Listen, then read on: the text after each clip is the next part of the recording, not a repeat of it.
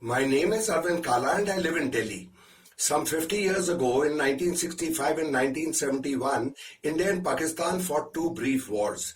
While those wars raged, Delhi would go pitch dark at night because the government ordered citizens to drive with their lights off, and if they switched on lights at home at night, they should draw the curtains to conceal the city from Pakistani bombers overhead.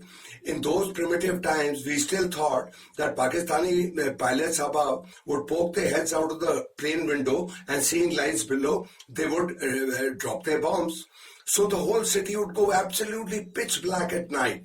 Now, in those days, a vicious rumor would float around that Jama Masjid would be lit up at night.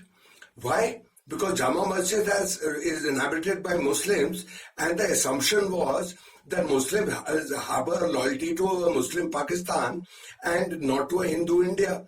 So they would switch on lights at night to have Pakistani bombs falling on their heads and the Hindus' heads, etc., etc. This is the situation with the Indian Muslim situation. This is the situation of the Indian Muslim. Heads the Hindu wins and tails the Muslim loses. Now I'll switch gears right here for a moment. Now, let's look at the espionage cases in India.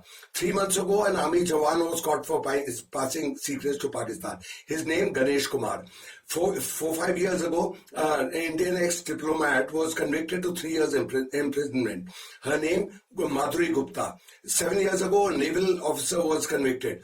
His name, Salam Singh Rathore.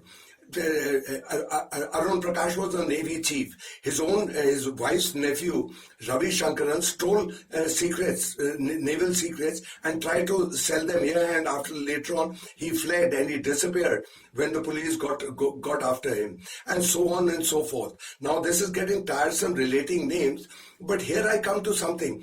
Espionage is universal. It's as old a profession as prostitutes itself.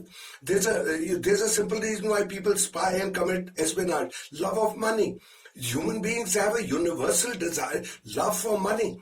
You know, a guy for money, he will rent his mother to a circus and, to swing from a trapeze, even if there's no safety net underneath. That's how the cookie crumbles, man, and that's how the cookie crumbles. But look at these names.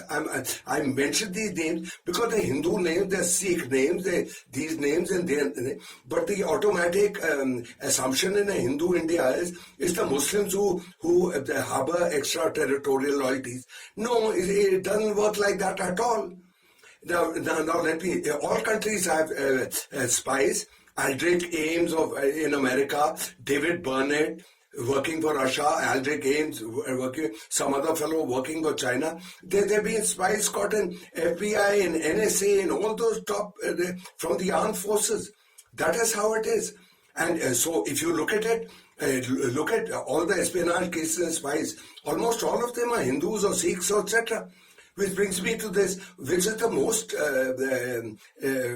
well-known spy ever in India, a fellow called Rabinder Singh, who was in RAW Research and Analysis Wing. 18 years ago, he fled to America after passing India's secrets to America. And then recently, who was the other guy? There was a Sikh, Devinder Singh, a DSP, a Sardar DSP in Kashmir. He was ferrying two terrorists in his own official car. So that is how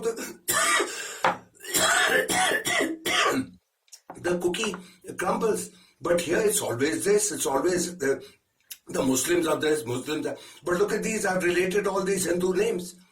And I remember 35 years ago, there was a nest of spies in the Prime Minister's office in Rajiv Gandhi's time, and even before, and people were convicted. And you remember, and do you know what the names were?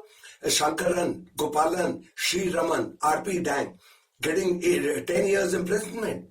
But here the assumption is that, Muslims spy and Hindus don't. And my balls are shivering at the thought that Modi and Amit Shah may blame me for sedition, that I'm a Hindu, blaming Hindus for spying for India, whipping hate against Hindus, etc. But that is how we have to look at reality. That everywhere that this happens, even in the Second World War, there was a British spy, Kim Philby. He was caught no Second World War, maybe First World War. He was a Russian spy, double agent. So there are double agents everywhere. So that is how the cookie crumbles. But here, it's always the Hindu, the Pakistanis, these guys are there, and there's always, anti-Muslim, and Mr. Modi and Mr. Shah do a signal disservice to India by just propagating this. Well, I hope I have disproved this slightly. And friends, just pass it to everybody, your relatives, everybody. And just catch people by their throat, but force them to see my brilliant video. Well, I must get going. Farewell. See you later, alligator.